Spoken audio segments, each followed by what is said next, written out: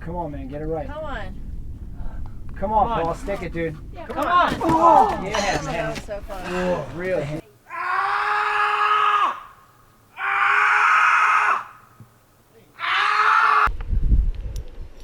In climbing, there's a style of climbing that is feared by many and loved by few.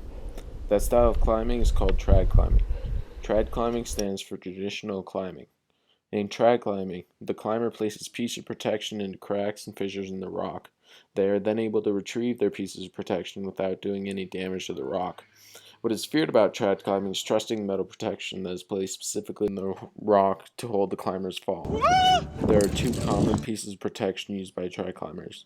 The first is stoppers, or nuts for short, and there are camelots, also known as cams. So let's start out with these nuts. Got him!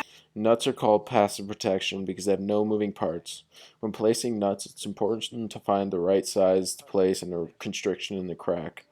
Too small and the nut will slip out of the constriction. Too big and the nut won't fit or can come out more easily. Important to make sure there is good surface contact on both sides of the nut when it is placed in a constriction.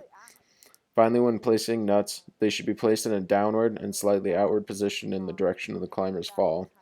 When there is no constriction and a crack for a nut, climbers then use camelots to protect their fall. Camelot. Camelot. Camelot. It's only a model. Shh. When a climber falls on a camelot, the lobes of the camelot are pressed hard against the sides of the crack. The resulting friction keeps the cam in the crack and stops the climber's fall.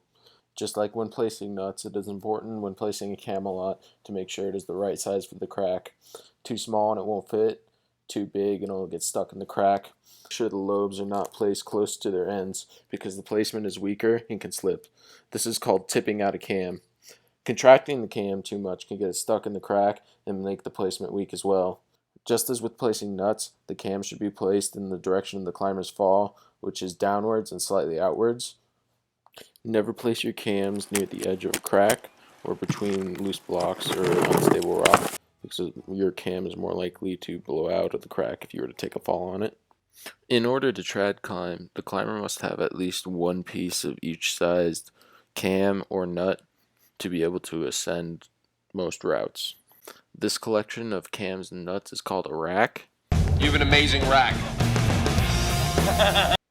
There's still a bit more gear in a rack required to be able to climb trad routes and set up anchors. There's also a lot more technique and factors in trad climbing not covered in this video. This video is just an introduction to trad climbing. Please seek proper instruction before attempting to trad climb. Failure to do so could result in serious injury or death.